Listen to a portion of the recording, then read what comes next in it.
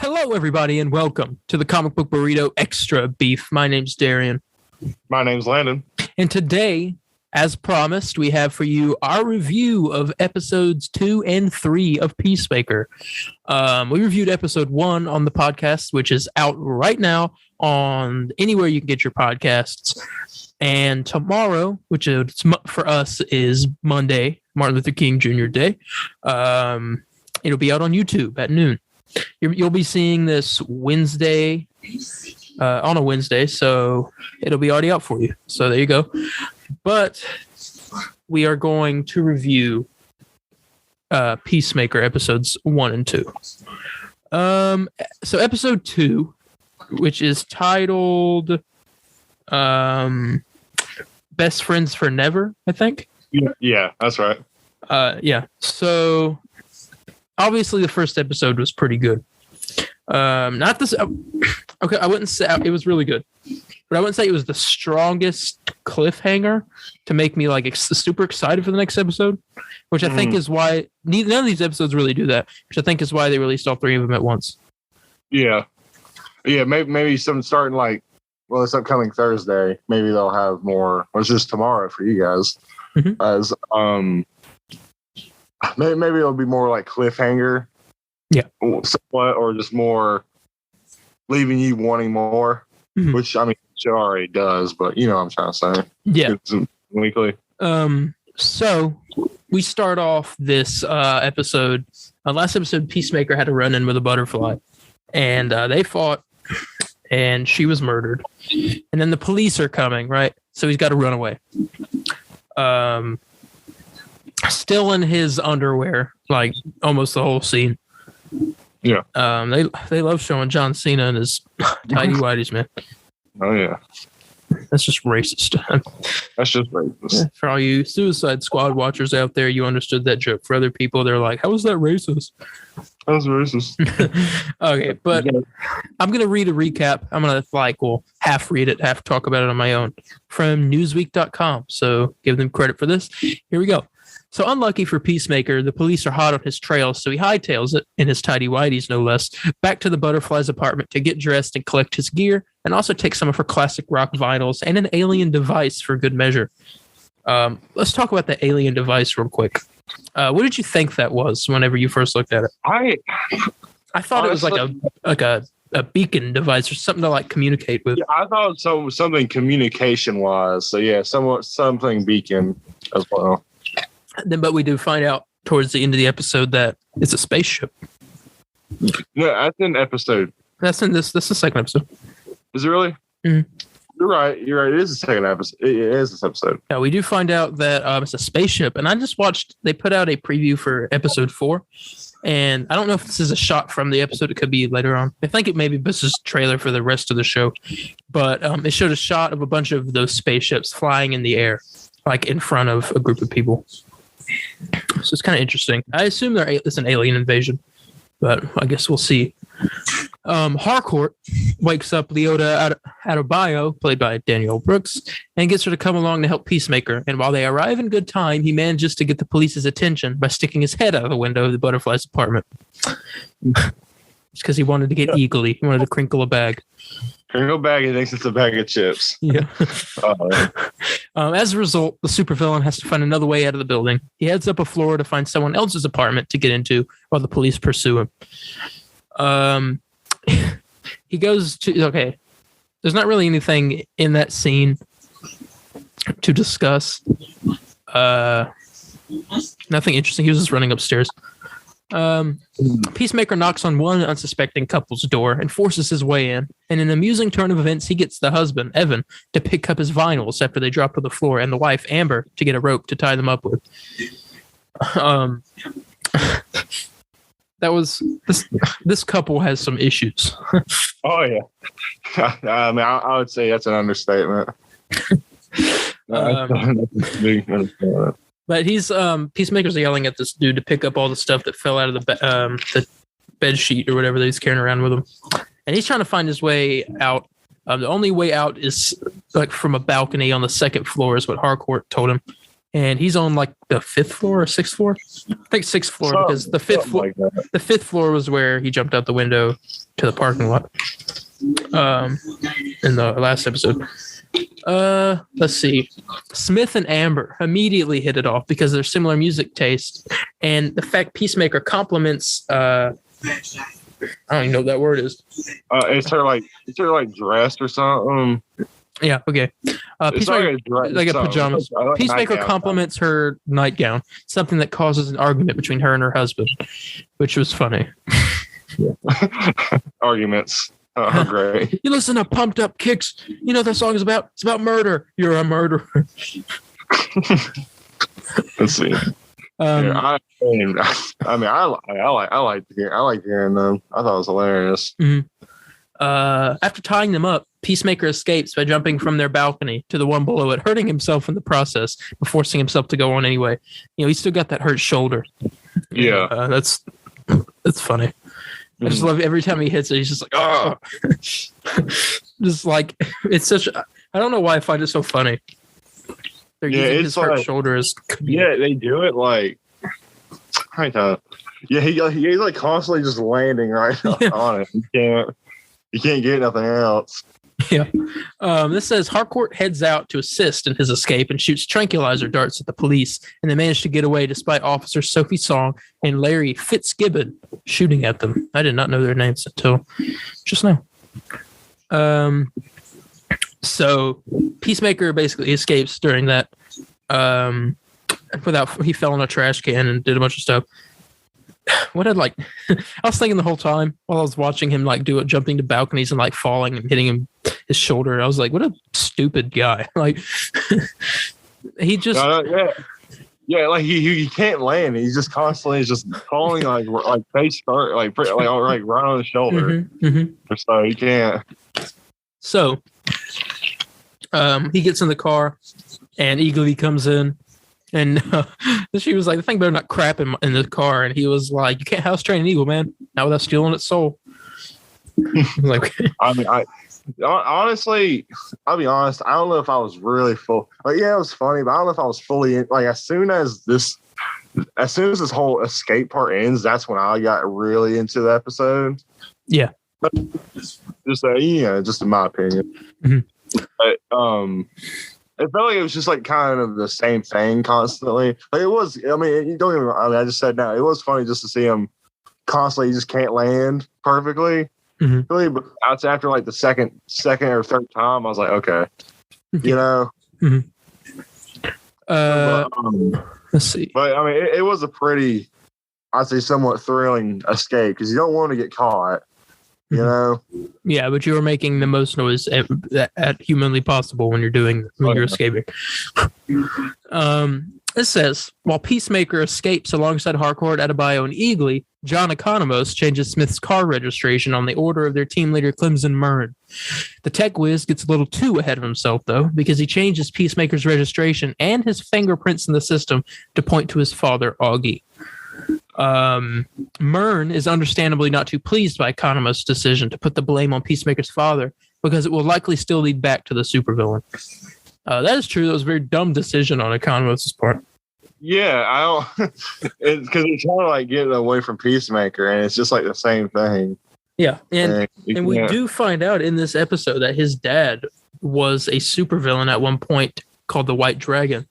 And after rewatching the episode, I heard again the police officer when he first comes to his house to talk to him and the girl.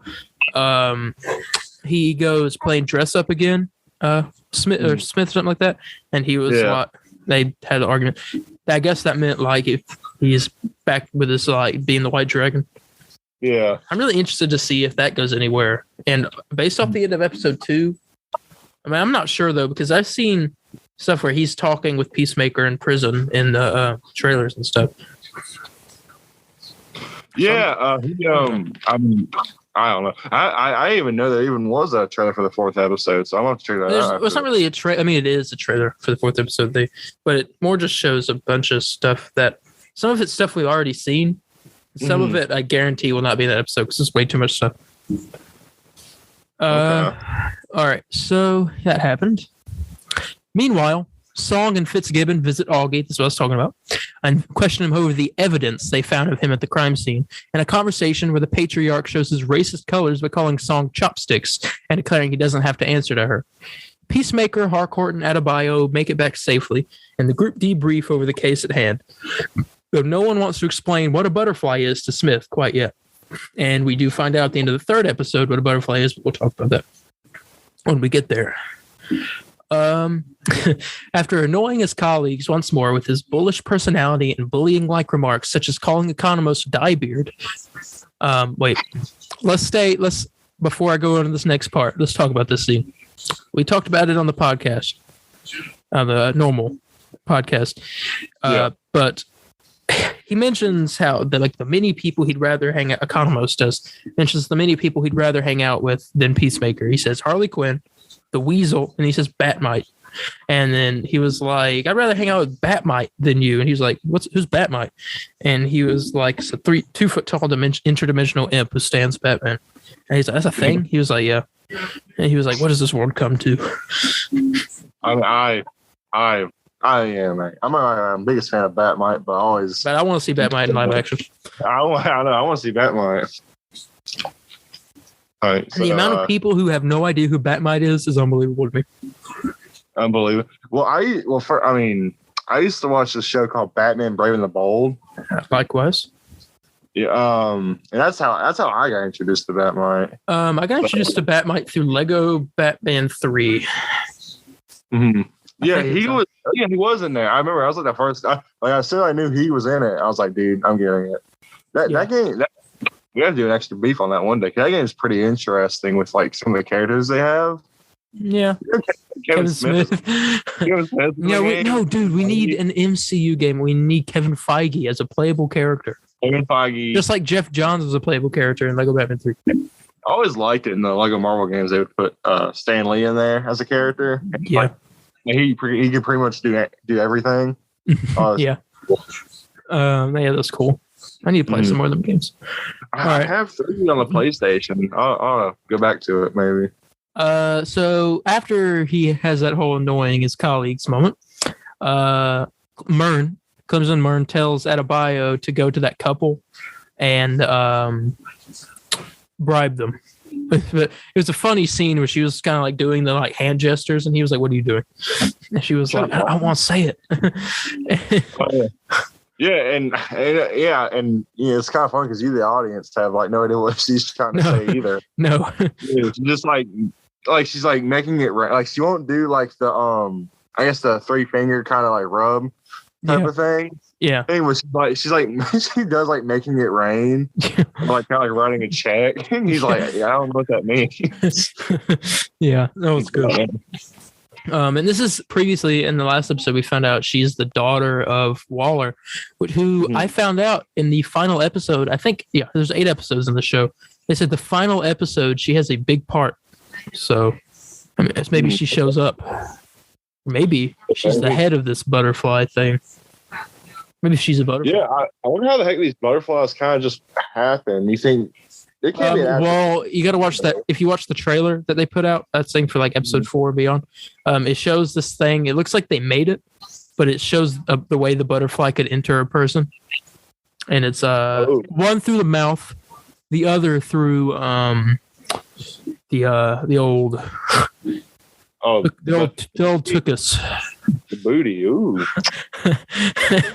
Anyway, Peacemaker. They know what they're going to focus on more. Yeah, Peacemaker returns home and breaks down over his actions. He's a horrible person, he thinks. He cries over being incapable of getting anyone to like him because he pushes him away, concluding that everyone hates him.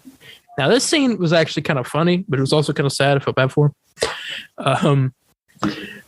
Okay, so he's talking about, he was like, Diebeard could be your friends, push him away, we could push everyone away. And then he goes, he was like, you killed Rick Flag. He said Flag was right. Peacemaker, what a joke. And which, calling back the line. Oh, by the way, he's just listening to the best song. Don't break me. Don't. What's this? Crap. What's this? It's by Firehouse. Mm-hmm. Oh, Don't Treat Me Bad by Firehouse. I just want to point that out, fella. But he's sitting there crying, and he's like, everyone hates you, and all this stuff. And he says, Peacemaker, what a joke. And that's when Vigilante shows up. The best character. And while he's having this moment of vulnerability, Peacemaker's met by Vigilante, with the supervillain telling his fellow crime fighter that he was doing face muscle exercises. Definitely was not crying. Now, this whole scene, we won't talk about it in detail because, family-friendly show. But yeah, we're talking about Peacemaker. Well, we're not talking about it in super detail. I should have said before this. This is not a show for kids. Yeah. Oh yeah, it's not. It's not one bit. Yeah. So don't watch it with your kids. If you have kids. If you're a kid, what are you doing?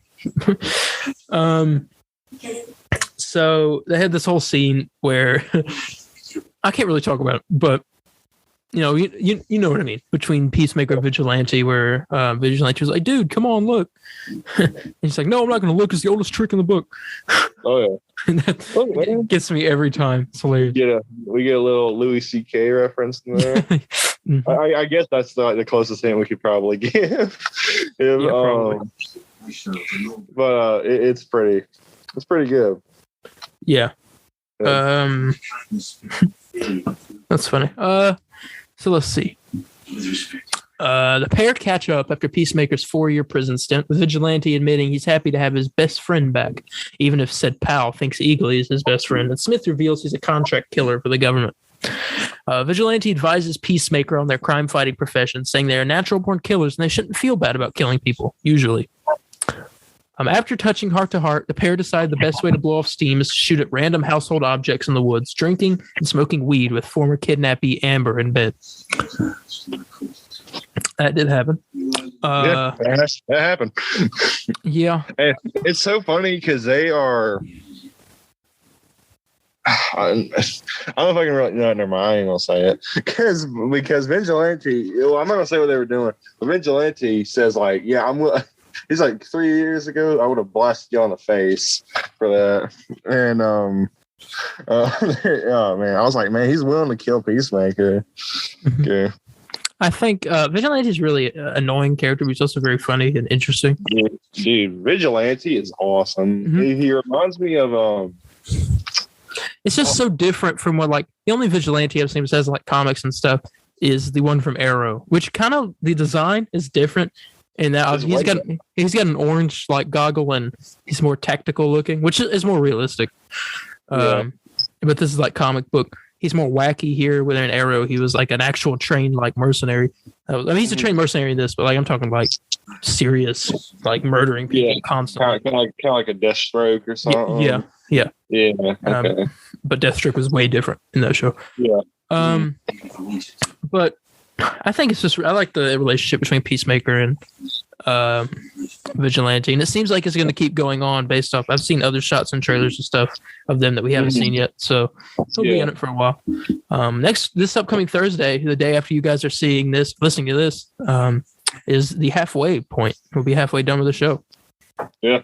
Just absolutely crazy. It's the only downside. Really long. Yeah. It's the only downside of releasing multiple episodes in one day. But oh well. All right, here we go. While Peacemaker and Vigilante were enjoying this time together, Adebayo heads back to the scene of the crime to speak to Evan and Amber before she joined the two supervillains in bed. What? Oh, this is okay. She's talking about Amber. I was like, that didn't happen.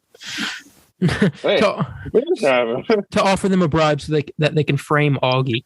Now, this witness testimony, Song and Fitzgibbon take the patriarch into custody and send him to a local holding prison to await trial. The episode. Oh, I want to go back to that scene where they were all in the bed. Peacemaker picks up that device, the alien device that he found at that girl's apartment, and he presses a button on it, and it turns into a tiny little spaceship. And what's that about? Because they never really come back to it. He just opens we'll find out. Like, what? Yeah, we'll find. I think we'll find out. Probably next episode. That's fine. Okay, so the episode ends with Augie in prison, where he walks up to a young African-American prisoner to demand he move from his seat while the white inmates stand up in support of him. In a dramatic final sequence, the white inmates kneel before Augie and give a Nazi salute as they shout, "All hail the white dragon." That sounds a lot more racist than I remember it being in the show. Yeah, that's what happened. I know. I didn't think of it like that. I just thought they were like loyal followers to him or something. Well, yeah. Well, originally that's what I thought so too. But now that I think about it, they were doing a Nazi salute, and they did call him. Yeah, they were on their knees doing a Nazi salute. Well, that just changes that. And you say, "Oh, sounds racist." I remembered it. I want to bring up the fact real quick. There's a rumor going around that Harcourt's going to show up in the Black Adam movie. Oh, really? Mm-hmm. Which would be awesome. I think they need to tie in some more movies to this just to add like that depth. White Dragon is a Hawkman villain, and Hawkman's going to be in Black Adam. So I'd be interested to see if that has any correlation whatsoever. But that was the end of Peacemaker episode 2. It was really pretty good episode. If you could rate this episode, though. Oh, by the way, hold on. After credit scene, not that important, but it was the couple in the interrogation room, and the girl saw the picture of Peacemaker. They all both framed Augie. She looked at the picture of Peacemaker, and she was like, "Can I keep this?" And that was it. Yeah. But anyway, what would you rate episode 2 out of 10? This one's my favorite out of the 3. I think 3 is my favorite. This is my second favorite. 3 is my least favorite.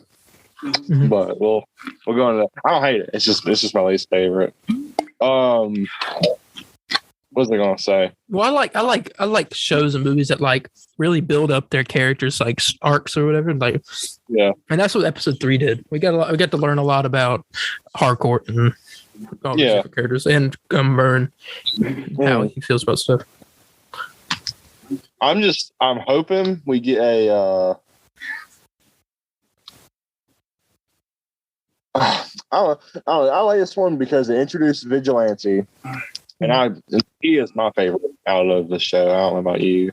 Yeah. And I mean, we do get to see a bit more than 3. Oh, I don't know. Hold on. I was kind of agreeing with you that Vigilante is my favorite, but like I really like Vigilante, but Economos is like he was one of the hilarious parts of Suicide Squad whenever they focused on the like artist members.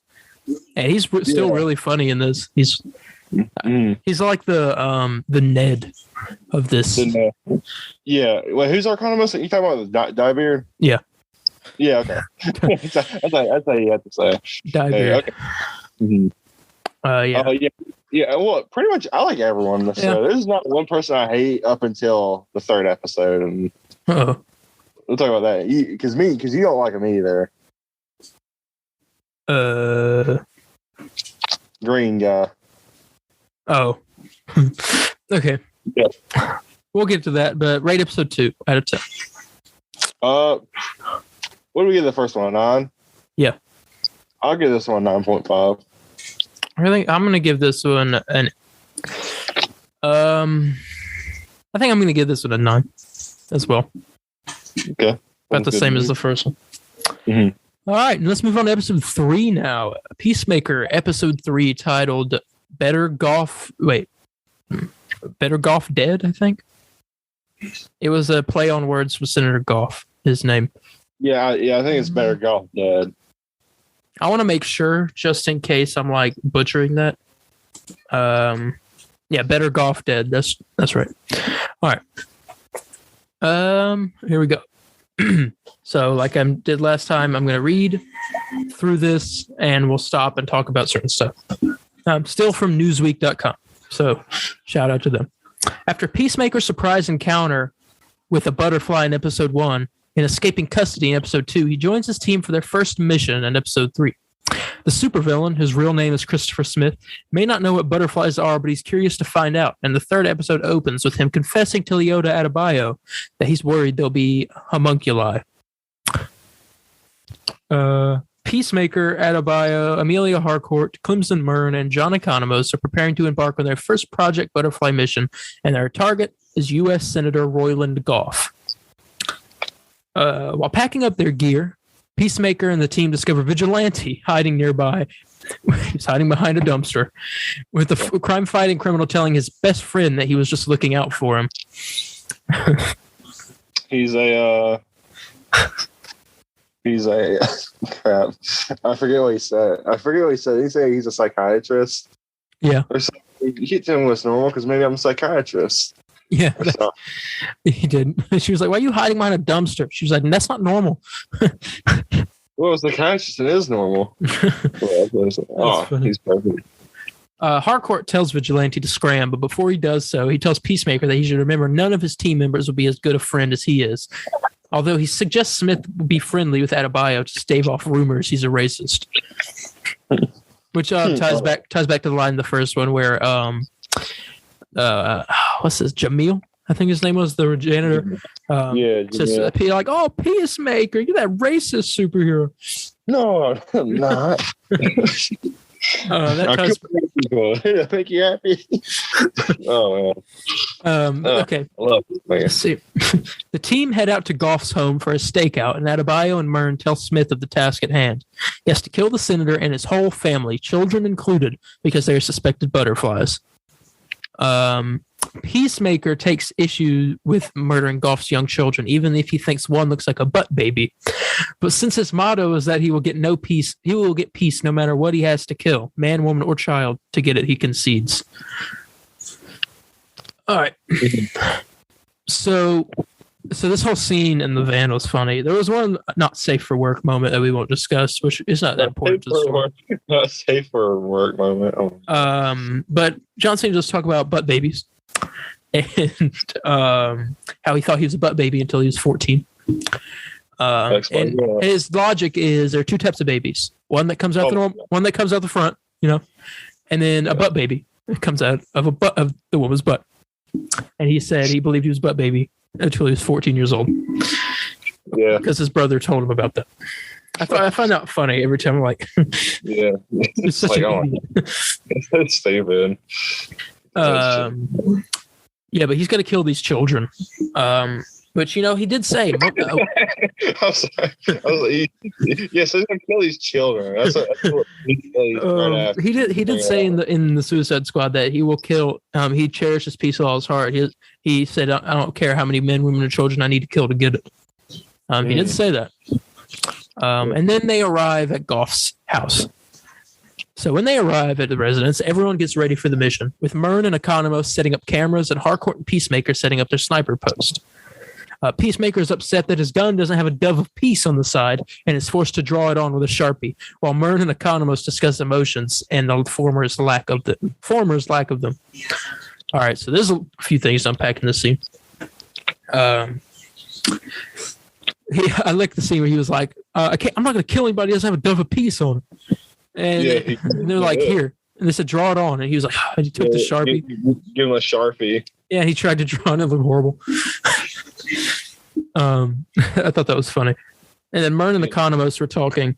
And Myrn's kind of showing some emotion. He's kind of opening up to Economos a little bit. I still don't trust him.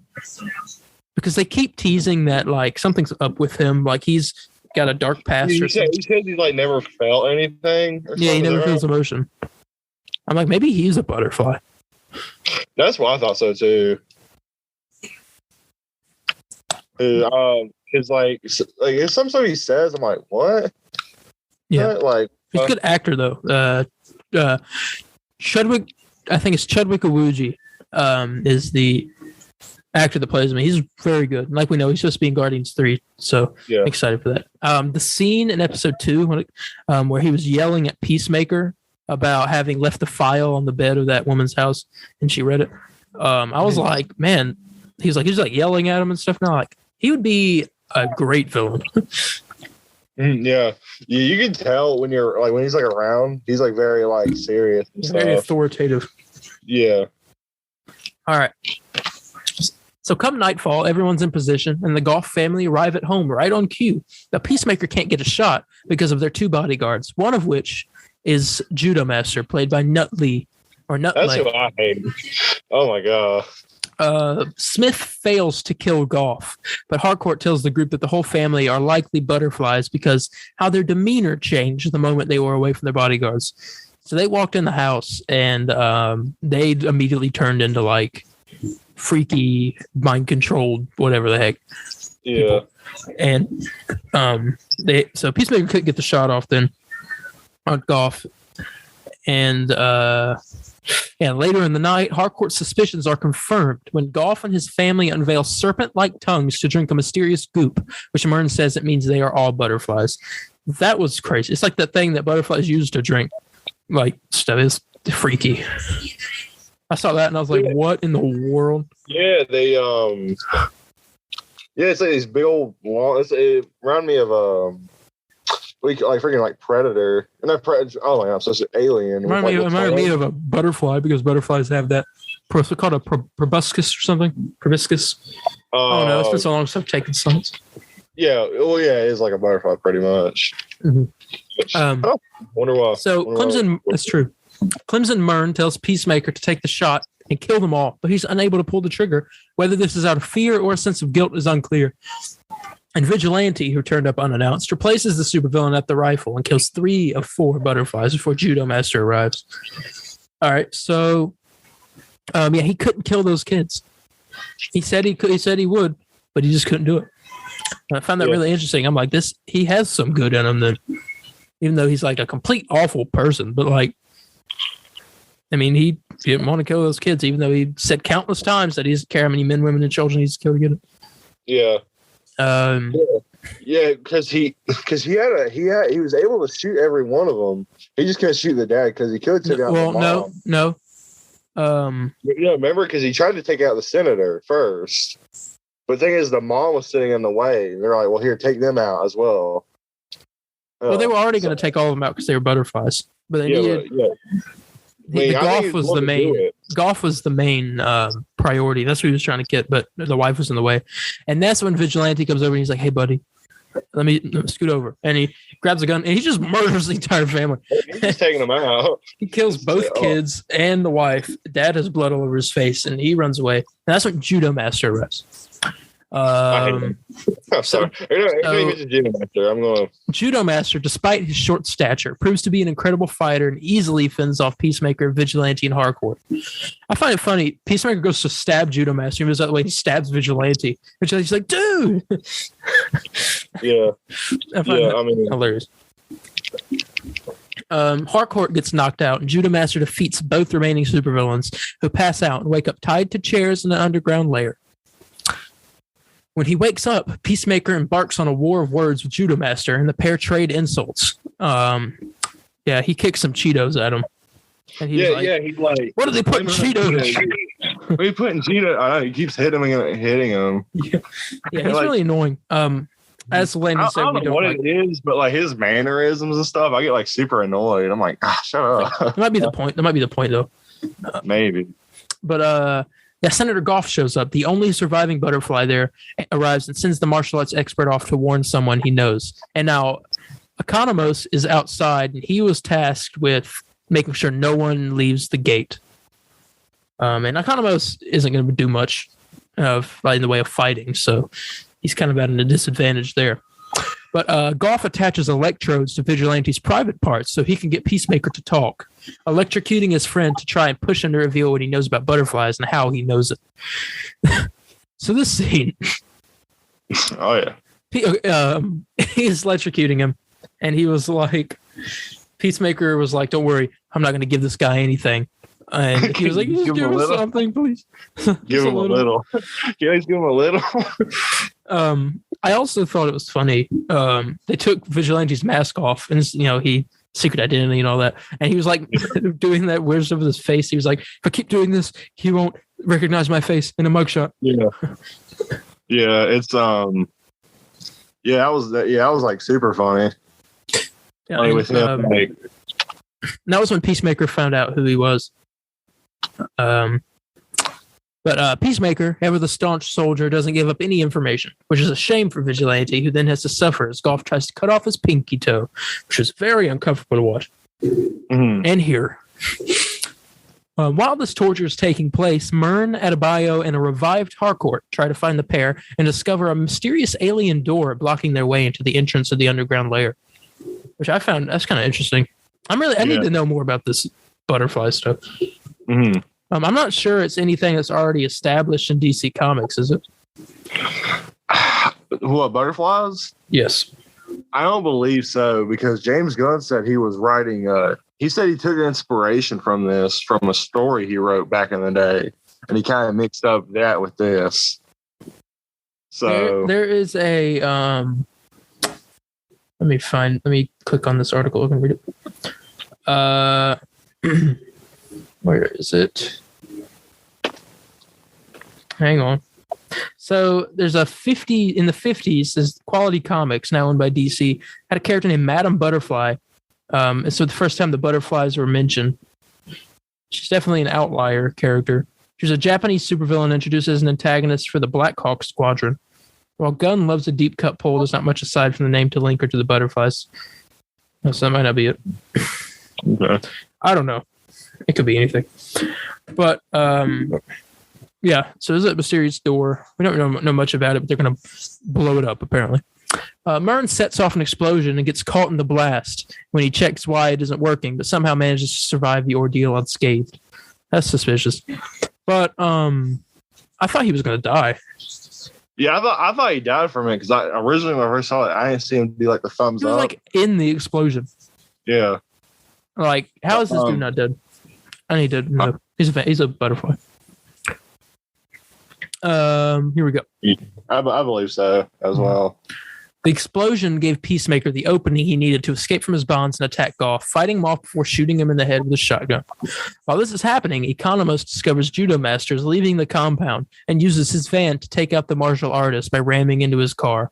The crash doesn't take out Judo Master, though, and Economos is forced to beat him over the head with a crowbar to knock him out completely, an act he takes great pride in as the tech guy. That was hilarious. He does like the whatever that pose was, like the eagle pose. He goes, "Caw." Oh yeah, he does kind of like a Karate Kid. I forgot he does do that. And he like starts dancing like he goes, "Economos, yeah." I'm like, this is great. Murn, Harcourt, and Adebayo tell Peacemaker and Vigilante they're on their way, and as they sit in the lair, an alien butterfly comes out of Goff's head, revealing the truth. Project Butterfly is literally about stopping alien butterflies. The episode ends with a shocking reveal that there are hundreds, if not thousands, of suspected butterflies around the world, meaning Peacemaker has his work cut out for him. And that was episode 3 of Peacemaker. The after credit scene was Harcourt, Vigilante, and Peacemaker. And she was like, "I swear, if you say another word, I'm going to kill your whole family." And he goes, "Well, too late for that." And then he says something else, and he was like, "Well, you have beer?" It just ends. Mm-hmm. So I guess he killed his family, or his family died, or something. I don't know. Yeah, I guess he killed his family. But that was episode 3 of Peacemaker. I'm loving this show, man. James Gunn. James Gunn's already working on another show. I'm excited for that too. I'm ready for Suicide Squad. You know what? I wish James Gunn could just own DC, but he's already said in an interview he doesn't want to. He's already said he didn't want to, even though much to everyone's dismay. Yeah. So if you could rate episode 3 of Peacemaker, what would you rate it? I'll give it an 8. I give it a 9.5. Oh, yeah. I feel the same this way in this episode that you do for the second episode. Mm-hmm. But yeah, I'm excited for episode 4. We'll see where that goes. Obviously, we'll learn more about these butterflies because we are owed an explanation now because we've seen the butterfly or one of them. Mm-hmm. Yeah, and yeah. I mean, hopefully we'll get some. I'm begging for it. Oh yeah. And that's all I really got to say about this. Yeah. So far this series is pretty good, and I know it's all like what, of course. Yeah, but it sucks because I mean, what's the next DC show after this? You know? No, we don't. Whatever James Gunn's making. It's just is James Gunn just working on the shows now? I mean, because I would like. Well, we don't know. This is just the first. We don't have any announcements or any other shows, other than James Gunn said he's working on another TV project. The next DC show is actually The Flash, which debuts on March 4th, I think, or March 3rd. No? Nobody cares. Nobody cares about Flash. Maybe it's March 7th. Mm. It is the Monday after the Batman. Oh, okay. That's the no. Or Tuesday after the Batman for you CW fans out there. Yeah, I mean that's all I really got to say about Peacemaker. Yeah. Well, so when's the next episode come out? You said Thursday. Mm-hmm. Okay, so that's gonna be real. I mean, I'm gonna be really excited for this. So yeah, if I can, I'm gonna stay up to watch the episode. Yeah, I ain't done that well. Yeah, when is it? I'm guessing it comes on at 3. Considering like California and all that. Yeah, I think so. 3:01 actually is the time that's supposed to drop. Okay. Well, yeah. So I'm trying to remember everything you said here because I'm trying to think of like when I can do this. Yeah. So how many episodes we got left? Like after episode 4, it was like 8 in total. Is that right? Yeah. Okay. So after this, we have 4 more. Okay. So yeah, I'm excited. We talked about it on the podcast episode, and you can go listen to that. Hear a review of episode 1 of the show as well. But I had talked about at the end of it the prospect of me and Landon both doing like maybe some solo reviews on YouTube. Yeah, and because YouTube's available for everybody mostly, and so everyone will be able to listen to it. But yeah, I am already going to put this out there. The first thing I'm going to be reviewing is the Book of Boba Fett. Yeah. So, because I really want to do Star Wars stuff, but Landon does not because we don't have time to do Star Wars stuff. Yeah, we don't have time. I mean, we do. We have extra beef. We have extra beef for a reason. Yeah. But I'm gonna do a review on Book of Boba Fett. I might wait until the whole show comes out because I think it's already halfway done too. At least this Wednesday it'll be halfway done. Mm. But yeah, I'm loving that show too. You watched the first episode today. Not the strongest start, and I think everyone else mostly. A lot of people loved it, but a lot of people will probably agree. But episode 2 and 3 just get way better. Yeah, and I've heard that episode 7 of that show is just going to you're going to see the show in a whole new light after that, and I'm like, something's about to go down. Mm-hmm. Like they're already like all the people that like worked with Jabba are like do not like Boba at all. Mm-hmm. And he's getting like attacked by people like assassins and stuff. It's crazy. Yeah. Obviously, this is Boba Fett, so he fends it off. But Danny Trejo brings in a Rancor. Yeah, man. I do like him. I'm just kind of just out of Star Wars. You gotta get back into Star Wars because we ain't had Star Wars in a while. Mm-hmm. The movies suck, but from what I've heard, Dave Filoni is working on or is rumored to be heading some more movies. Okay. Which will be good because that is he is like right under George Lucas for Star Wars, basically. Yeah. Like in like knowledge of the universe. Like Dave Filoni made all of Clone Wars. Oh yeah. I gave you all the lore you need right there. I haven't even watched it, but I do need to watch it. That's the lore. I know everything now. I don't even need to watch it no more. So we got it. There you go. All right, but just thought I'd talk about that. We'll see where that goes, but that's all I got to say. Yeah. All right, that's all you got to say. So I guess we're. I got else to say. All right, I guess we'll get ready to get on out of here. So if you guys have any questions, comments, corrections, or concerns, you can contact me on Instagram at DarienH4404. That's DARIENH4404, or on Facebook at the Comic Book Burrito official page, or on Twitter at the CB Burrito, capital C, capital B, capital B in Burrito. You can contact me at Spider_Landon on Facebook, Instagram, and Twitter. And you can find our official Instagram page at the Comic Book Burrito on Instagram. But that's more of a notification type of deal. Me and Darien both recommend you go on Twitter and Facebook because we, a lot of interaction there. Have pictures, make jokes. It's very fun. Mm-hmm. Yeah, and with that being said, I guess we're ready to head out of here. Yes. Yep. Yeah. Oh, yeah, I'm trying to think because I think there's something else I wanted to say. I can't remember it. It's fine. All right, everybody. We will catch you guys next weekend with our review on the podcast episode of Moon Knight, the trailer for Moon Knight, and Peacemaker episode 4. Yes. All right. See you guys. See ya. # save Red Dead Online.